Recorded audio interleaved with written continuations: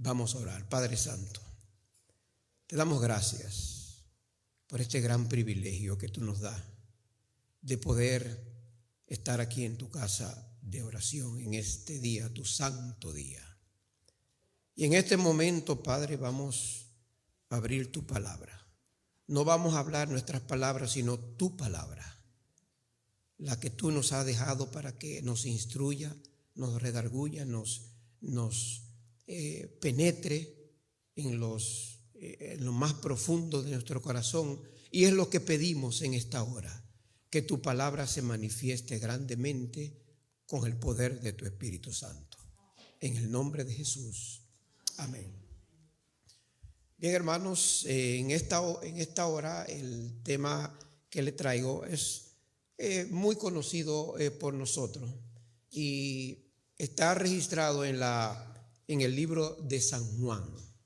Tiene que ver con la vida de Cristo, el nombre de Cristo que da vida, el nombre de Dios que tiene poder. Y me llamó mucho la atención y me llama mucho la atención en la forma que Juan describe a Cristo. Los evangelios nos hablan es una biografía de la vida de Cristo en su paso por esta tierra. Mateo, Lucas, Marcos son una biografía de todo lo que Jesús hizo, porque Jesús los escogió a ellos para que ellos sean los que pregonaran el mensaje de su palabra a todo el mundo, y esa palabra nos ha alcanzado a nosotros hoy en día.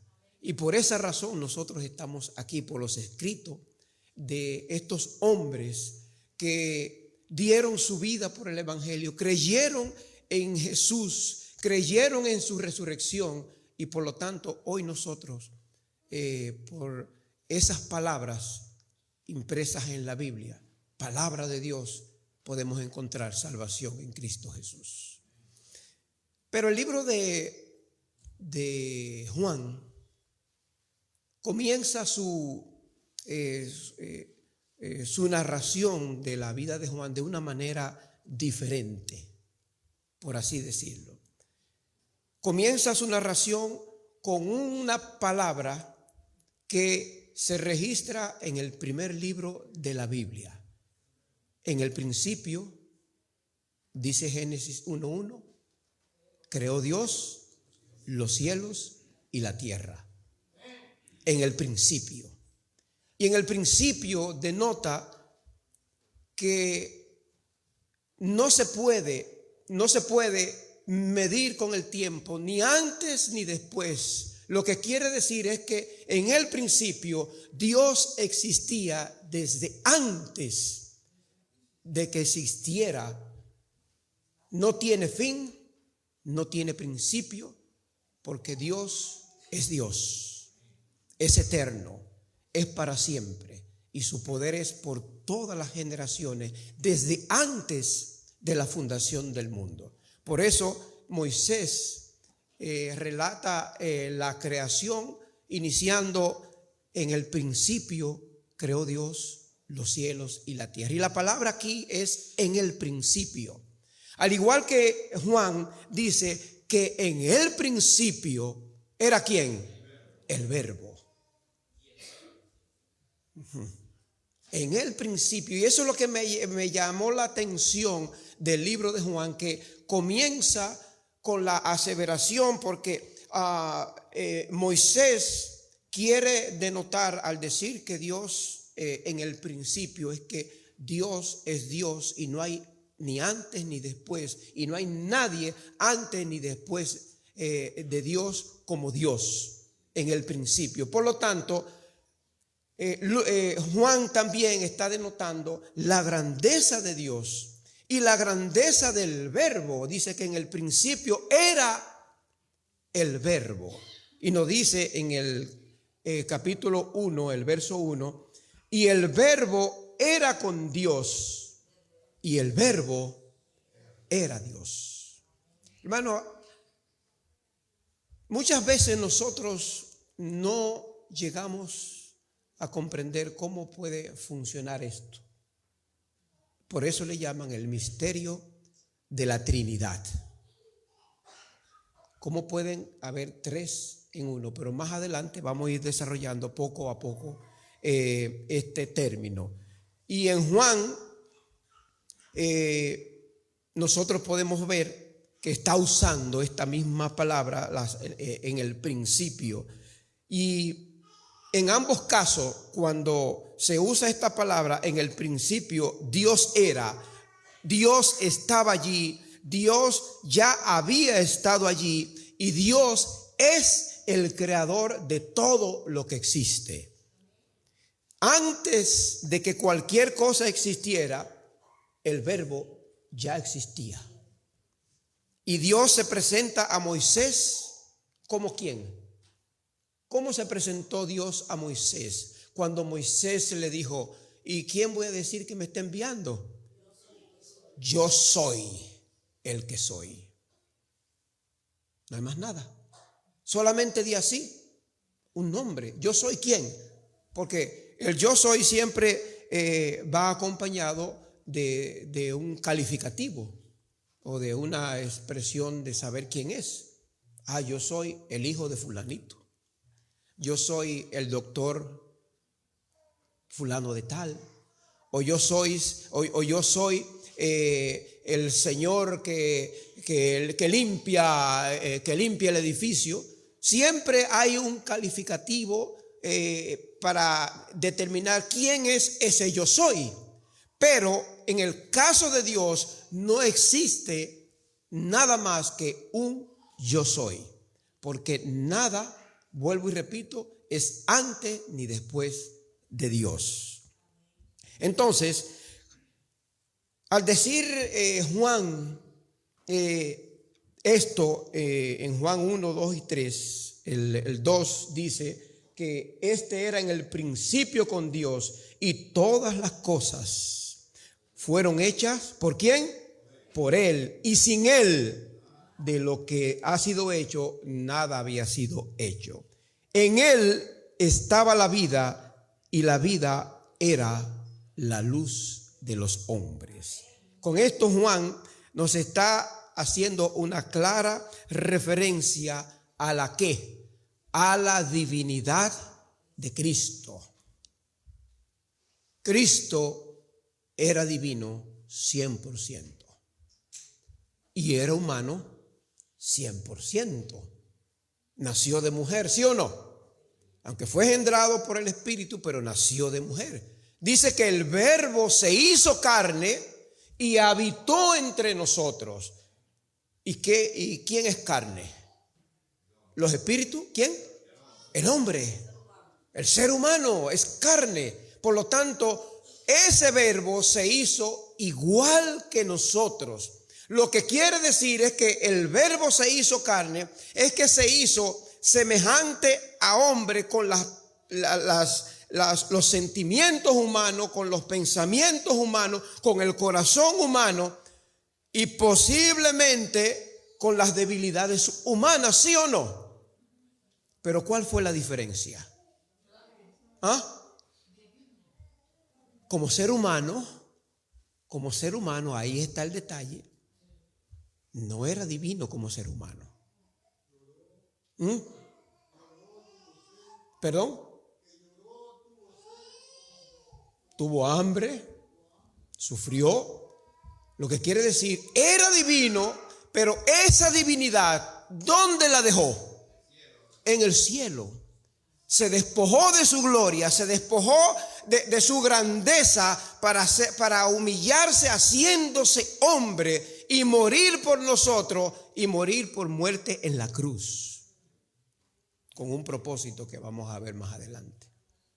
Pero realmente, la diferencia fue que Jesús no pecó. No pecó. Un ser humano que no pecó. ¿Qué mensaje nos quiere dar esto a nosotros? ¿Por qué en Jesús no hubo pecado? ¿Por qué?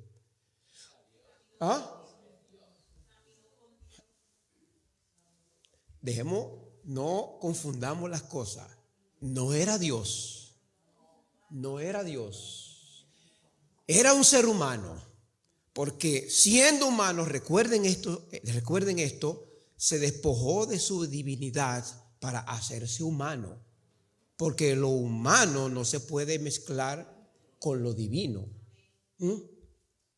Ya sí se puede mezclar lo humano con lo divino a través de Cristo Jesús, que hoy sí recuperó su divinidad y está en el cielo intercediendo por cada uno de nosotros. Pero no pecó, porque así como Enoc anduvo con Dios,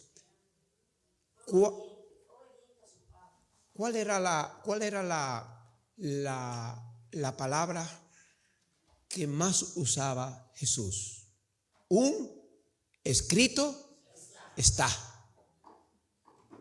Y el escrito está es la palabra de Dios. Por lo tanto, su vida fue una vida de comunión con Dios, y Dios le dio todo lo necesario para que no pecara. ¿Y creen ustedes, hermanos queridos, que entonces nosotros podemos no cometer pecado? Ay, ¿qué usted dijo, hermana? Tenemos la misma herramienta que estuvo a disposición de Jesús como ser humano para que fuera llamado un ser sin pecado. Pero, lamentablemente, como fuimos hechos con libertad de elección y el pecado entró a la humanidad por un hombre, el pecado pasó a todos nosotros. Pero lo que nos asegura, mis hermanos, es que a partir del conocimiento, de que tengamos el conocimiento de la verdad, el conocimiento del poder de Cristo, podemos vivir una vida que agrade a Dios. Y la obra que Cristo comienza en nosotros a partir de que nosotros conocemos el mensaje, conocemos el poder de Cristo, conocemos la verdad. Esa obra que comienza al creer en Jesucristo como el Hijo de Dios, esa obra Jesús la va a ir perfeccionando. Porque Jesús todo lo que comienza lo termina, y lo termina de buena manera. Por lo tanto, mis hermanos, cuando me refería a que Jesús era 100% humano, Él no utilizó su divinidad en esta tierra.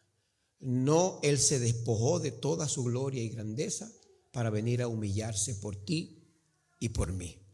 Entonces, en Juan 1 continúa diciendo que este era en el principio, ¿con quién? Entonces, el verbo, ¿a quién se está refiriendo? A Jesús. El verbo que está mencionando aquí es a Jesús. Dice que era en el principio con Dios, y todas las cosas por Él fueron hechas, y sin Él nada de lo que había sido hecho fue hecho. Y al decir esto, Juan,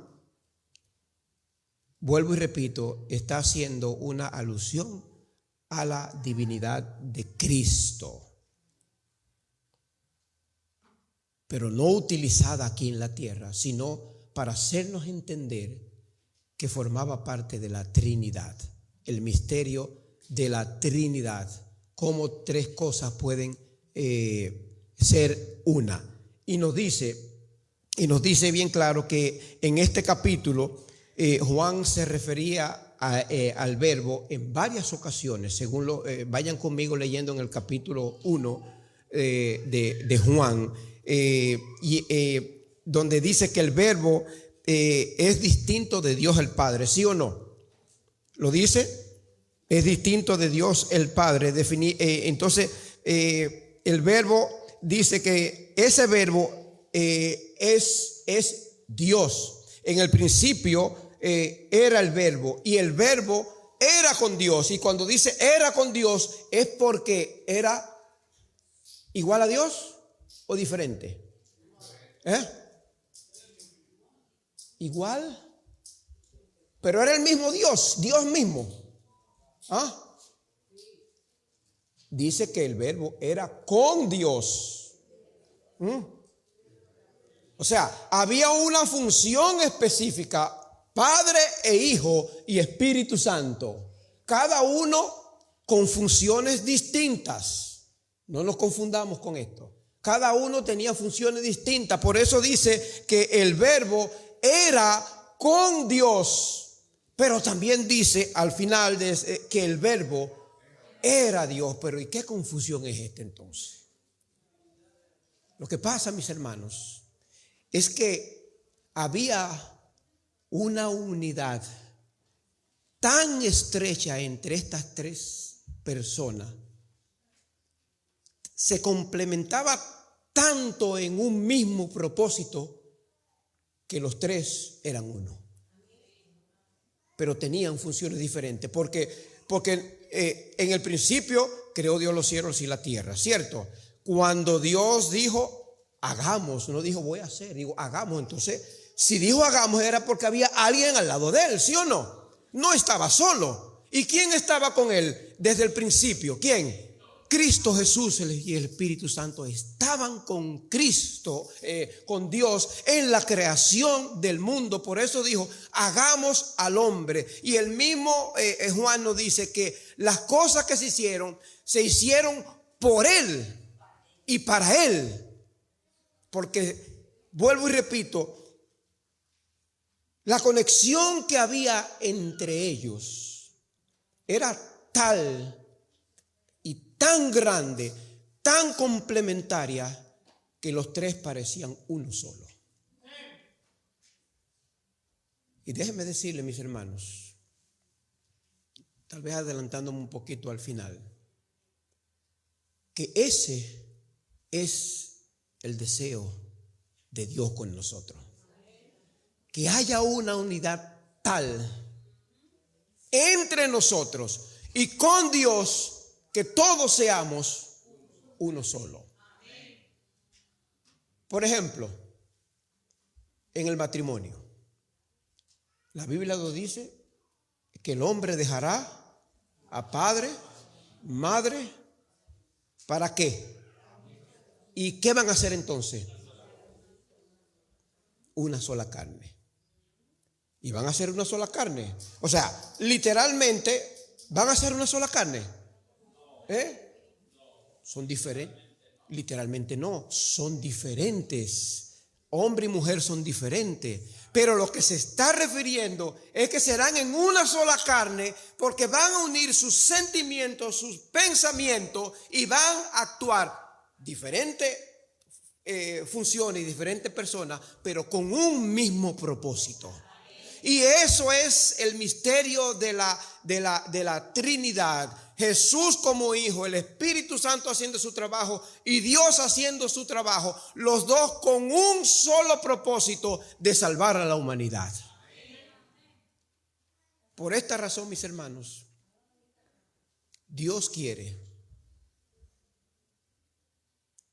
que haya el mismo Cristo, el mismo Pablo lo dijo, que haya en nosotros el mismo sentir que hubo ¿en quién?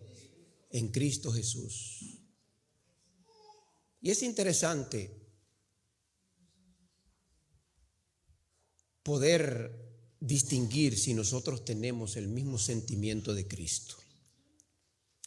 Yo no voy a hacer la pregunta, tal vez no quepa la pregunta de que cuántos sienten el mismo sentir de Cristo, porque realmente,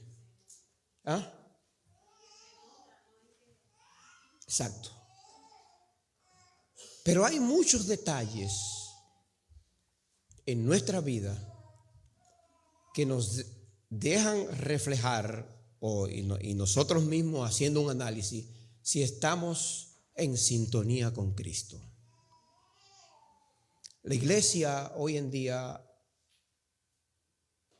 está pasando por situaciones difíciles, el diablo está bien ocupado trabajando por hacer caer a las almas. Sin embargo, el Espíritu Santo está doblando el trabajo para que todos procedan al arrepentimiento y entreguen su vida a Dios. El Espíritu Santo está en espera. Hay diferencia, porque el espíritu maligno te empuja, te lleva, se mete en tu vida sin permiso, te estropea la vida, te daña la vida tuya y de tu familia, te la estropea, te la daña, te la arruina sin tu permiso. Pero hay un poder superior, el poder del Espíritu Santo, que pide permiso para trabajar en tu vida. Toca tu puerta, toca la puerta de tu corazón para trabajar en tu vida y darte el poder necesario para vencer el poder del mal.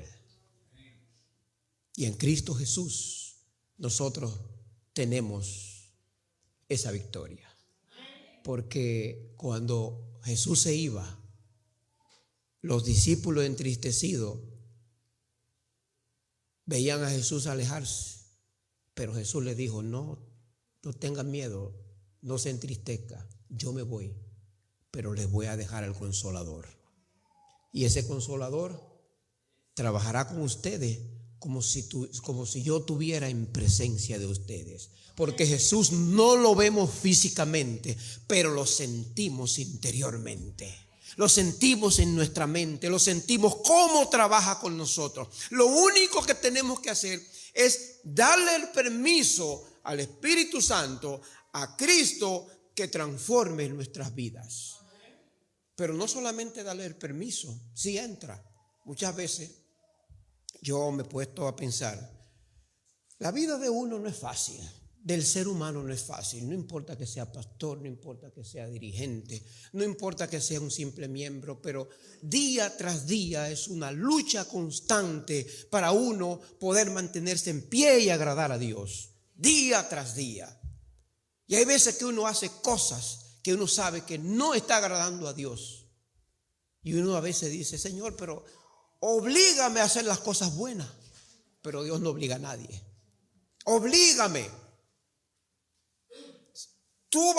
Yo te doy el permiso para que tú cambies mi vida, aunque yo no quiera. Pero no funciona así. Hay una parte humana que debe ser hecha por nosotros para que la efectividad del Espíritu Santo en nuestra vida.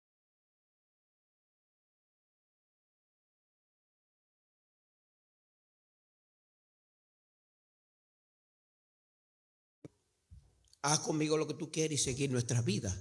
Tiene que haber cambios. Tiene que haber cambios en nuestra vida y esfuerzo de nuestra parte para que entonces Dios pueda hacer el resto con nosotros. El que comenzó la obra en nosotros la perfeccionará. Y Dios ni Cristo son hombres para mentir. Entonces, mis hermanos, viendo que en Juan él ha descrito la función del verbo y quién es el verbo, que el verbo era con Dios y el verbo era Dios. Está empeñado en hacernos recalcarnos, y el propósito principal al ser un evangelio diferente, queriendo mostrar la divinidad de Cristo, lo hacía con el propósito registrado en nuestra lectura bíblica de San Juan 20:31. Pero estas cosas se han escrito para que creáis que Jesús es el Cristo, el Hijo de Dios, y para que creyendo tengáis vida en su nombre. No hay otro nombre bajo el cielo en quien podamos ser salvos.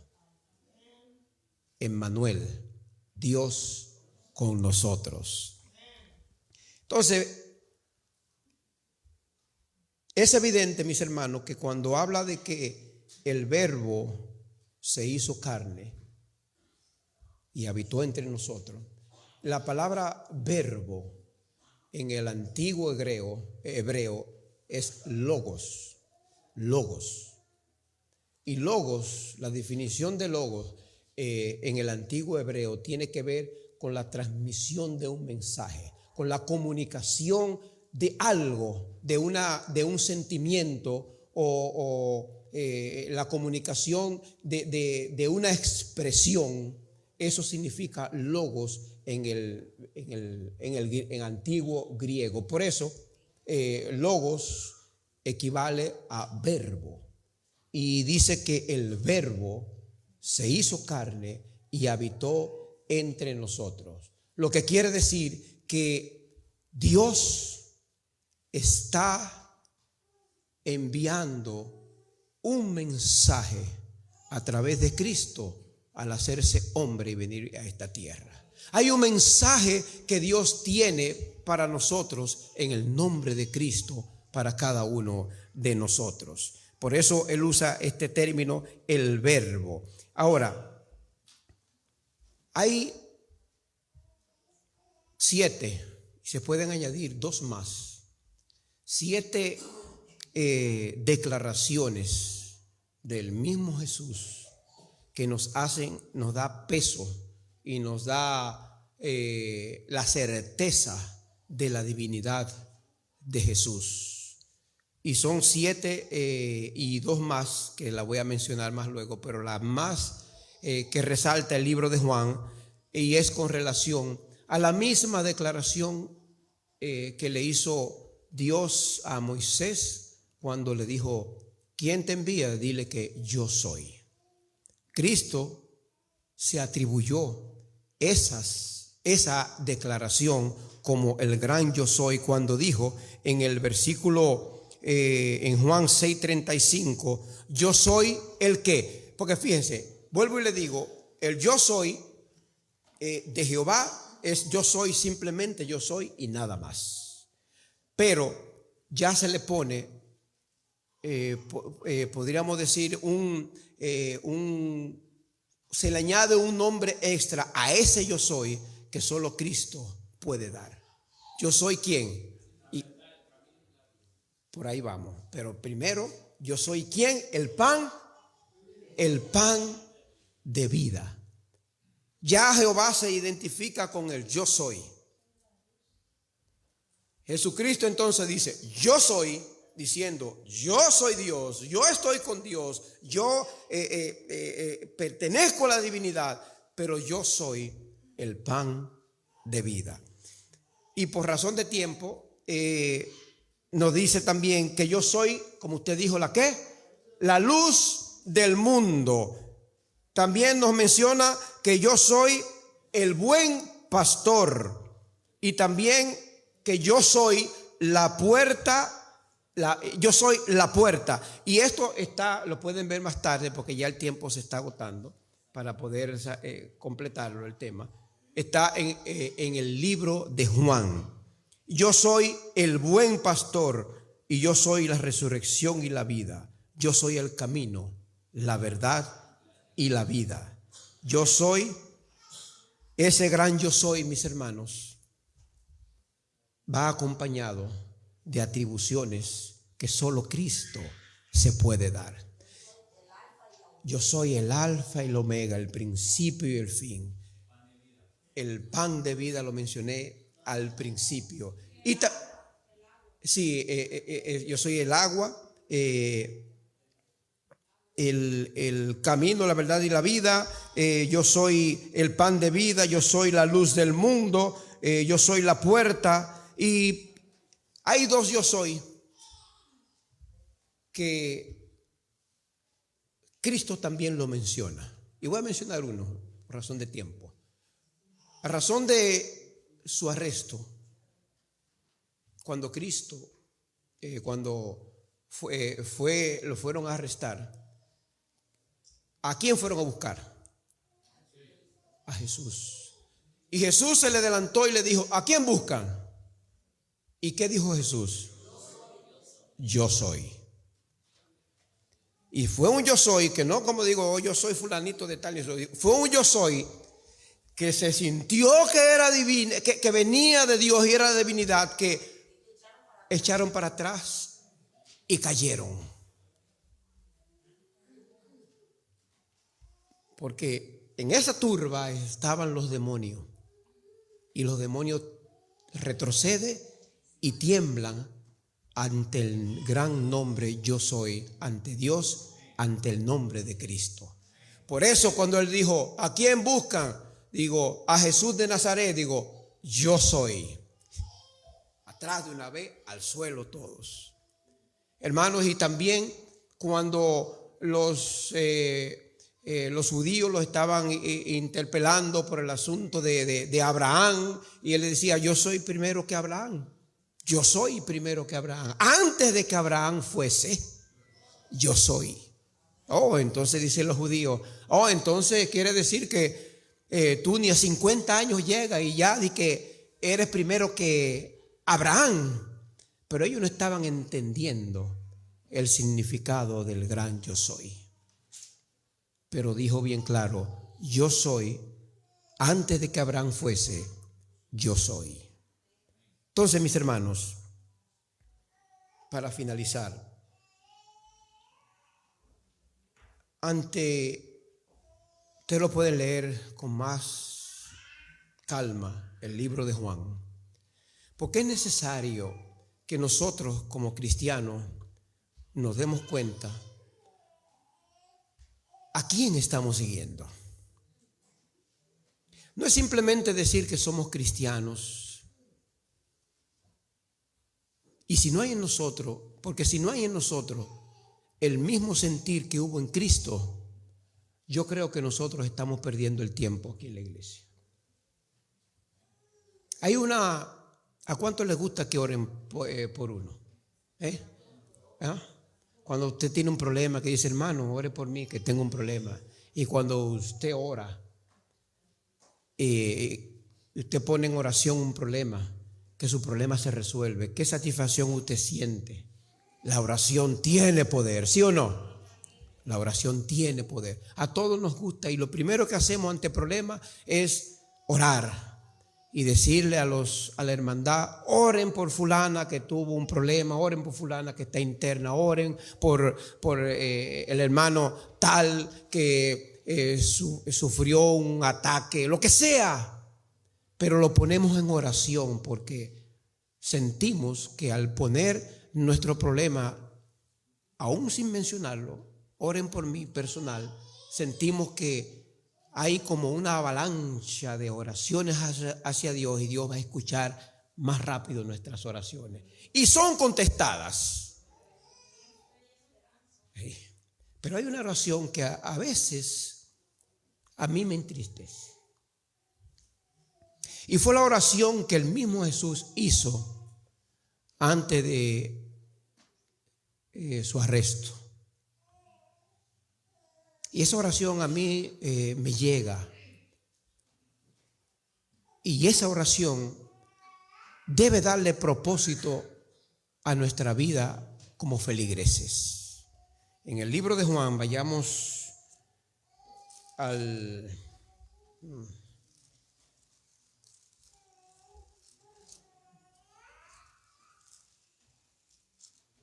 Esta oración, mis hermanos, vuelvo y les repito, a mí a veces me entristece porque es una oración que Jesús está rogándole al Padre para que haya unidad en la iglesia, para que haya unidad en la hermandad, para que haya unidad con Él, para que haya unidad con Dios. Y esta oración, y así comienza el encabezado, Jesús la hizo ¿por quién? Por sus discípulos. Y Jesús nos dice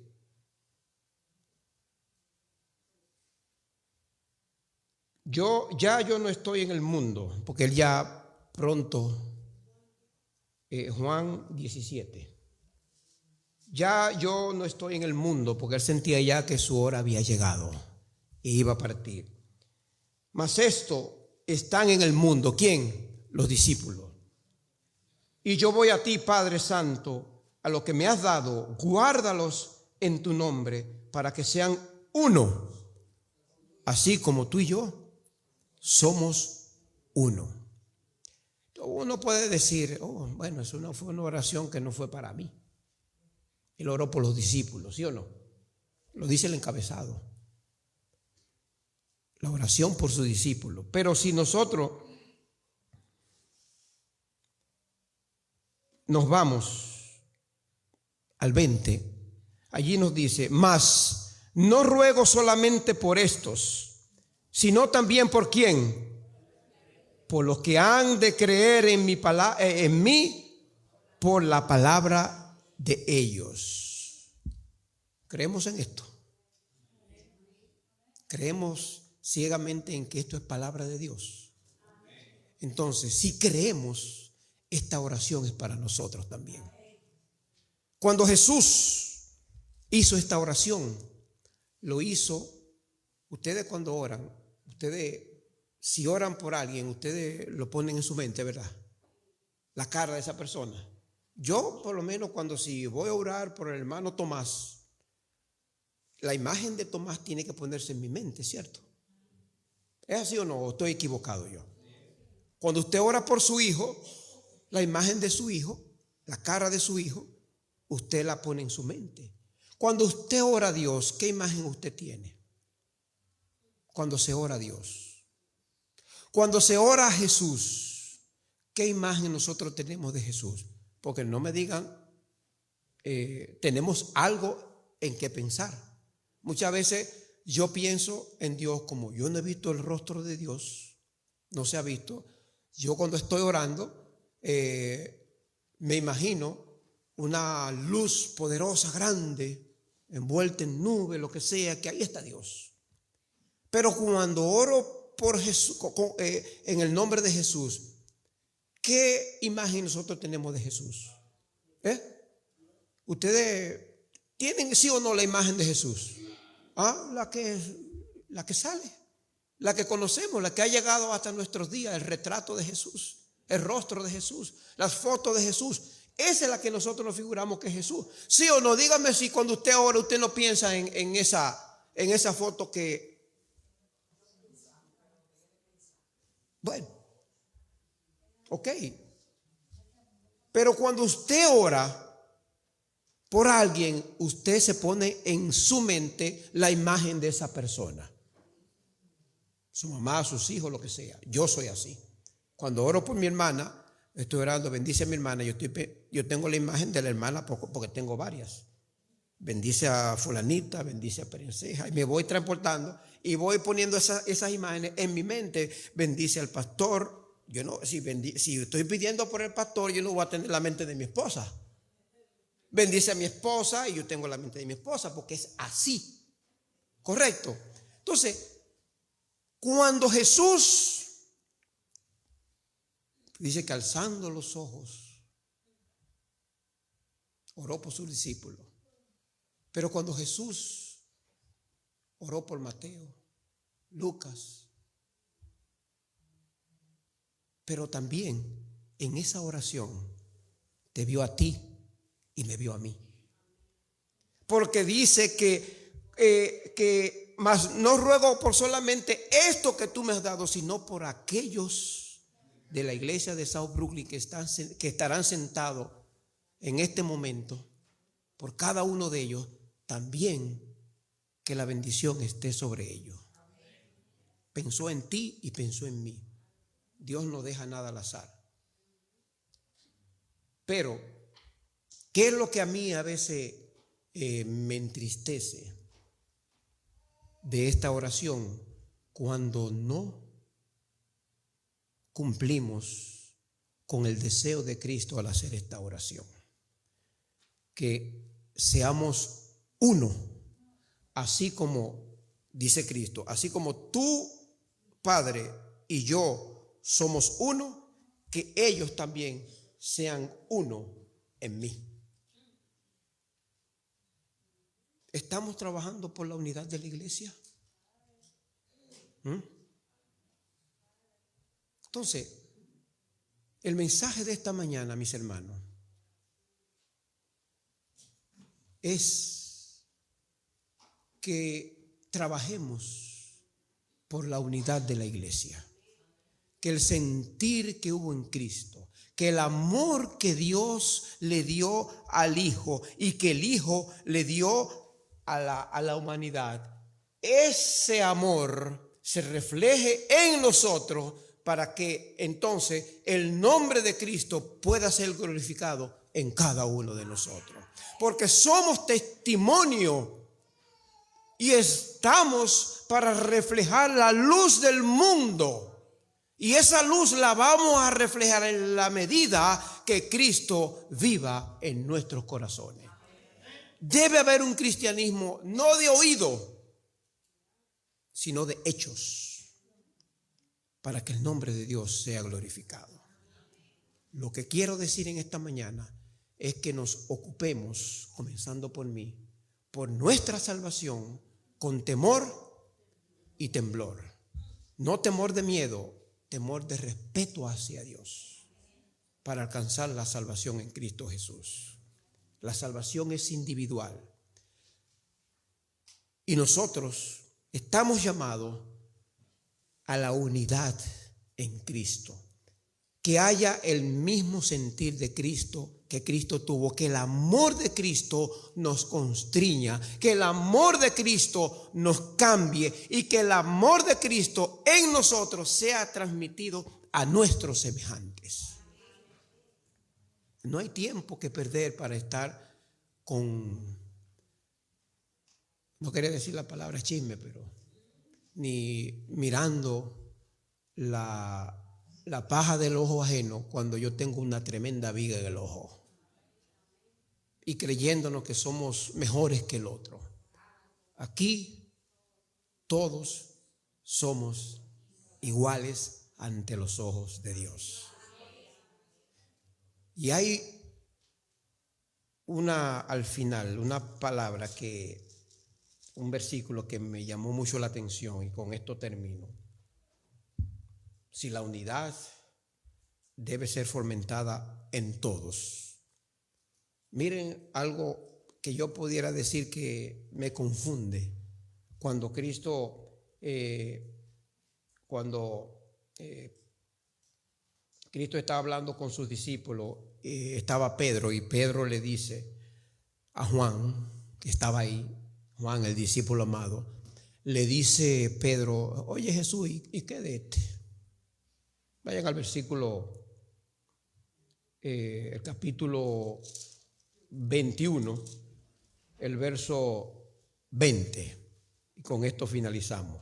Volviéndose Pedro, vio que le seguía el discípulo a quien Jesús amaba, el mismo que en la cena se había recostado al lado de él, y le había dicho, Señor, ¿quién es el que te ha de entregar? Entonces cuando Pedro le vio, dijo a Jesús, Señor, ¿y qué de este? ¿Quién es este tipo? ¿Qué busca aquí este tipo? ¿Qué busca aquí este hombre? Muchas veces nosotros nos preocupamos por llevarle la vida al otro y descuidamos nuestra vida. Venimos a la iglesia a fijarnos en el hermano, que trae puesto, que no trae puesto, si se vistió bien, si llegó despeinado, si no se peinó, si los zapatos están sucios, que mira que este hermanito que tanto que priva y que me miró y no me saludó y que tanta ñoñería y tanto problema y pleito entre nosotros mismos, y estamos descuidando lo más importante, estamos descuidando nuestra visión en Cristo Jesús. Y le dice Jesús, si quiero que Él quede hasta que yo venga, ¿qué te importa a ti? Así que dice, ¿qué a ti? Entonces, como buen dominicano, le dice Jesús, si yo quiero que Él esté aquí en la iglesia, ¿qué te importa a ti? Que este sea lo que sea, porque a ti no te debe importar. Dice, sígueme tú. Lo que está diciendo, ocúpate tú en seguirme a mí y no pierdas el tiempo fijándote en los defectos del otro, porque yo tengo defectos, tú tienes defectos, él tiene defectos, pero los tuyos pueden ser más grandes que los de él. Por lo tanto, no te importe a ti quién está aquí, quién está haciendo lo bueno, quién está haciendo lo malo. Nosotros no somos quien para juzgar a nadie. Solamente Dios es el que juzga. Por lo tanto, yo no puedo venir aquí a juzgar a nadie porque no es mi prerrogativa, no es de mi competencia. El único que puede juzgar es Dios, y por yo estar juzgando, yo puedo ser juzgado. En la medida que nosotros juzguemos y perdonemos, así nosotros seremos también perdonados. Por lo tanto, mis hermanos, al venir a la iglesia, al ser cristiano, procuremos la unidad, procuremos ser semejante a Cristo, invitemos a Cristo para que por su Espíritu Santo el amor de Cristo esté en nosotros, no el amor humano, porque el amor humano es muy diferente al amor de Cristo. El amor humano es egoísta, pero el amor de Cristo lo da todo por todo. Y ese es el amor que nosotros debemos tener para poder alcanzar la salvación. Dios los bendiga a todos en esta mañana. Y permita, mis hermanos, que en esta iglesia haya unidad, pero que la unidad comience individual, con Cristo Jesús, y con lo que Cristo Jesús nos da es suficiente para unirnos entre nosotros. Porque a la hora que yo sienta por Cristo y Cristo me dé su sentimiento, me lo dé a mí, se lo dé a ti, se lo dé a cada uno de ustedes, entonces seremos uno en Cristo Jesús, como el Padre es uno en Cristo también. Dios lo bendiga en esta mañana. Y pensemos que nuestra salvación está en juego cuando no estamos haciendo lo que Dios requiere que hagamos. Dios te bendiga, Dios te guarde, Dios te prospere. Y quiero hacer una oración, no como uno diría, yo quiero orar por ti.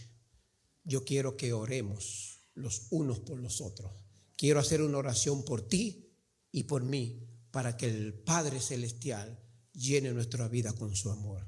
Vamos a estar en pie y vamos a orar para que Dios continúe dirigiendo nuestras vidas. Padre Santo, gracias, mi Señor, por tu palabra.